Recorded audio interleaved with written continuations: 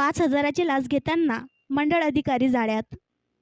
तालुक्यातील पिपराडा येथील सातबाराच्या उतार्यावर आईचे नाव लावण्यासाठी मंडळ अधिकारी हे 5,000ची लाच घेताना पकडले गेले।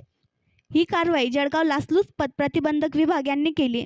याबाबत सविस्तर वृत्त असे की तक्रारदार यांच्या वडिलांचे व आत्या भावाचे नाव कमी करून आईचे सातबाऱ्यावर नाव लावण्यासाठी तक्रारदार यांनी तलाठी कार्यालय पिपराडा येथे 16 मे रोजी अर्ज केला होता।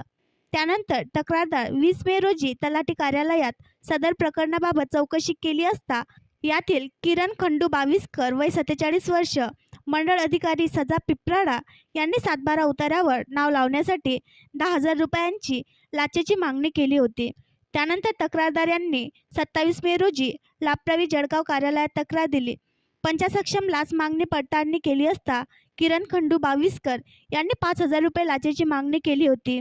6 जून रोजी किरण खंडू बाविस्कर यांना 5,000 रुपयाची लाच घेताना रंगेहात पकडण्यात आले आहे।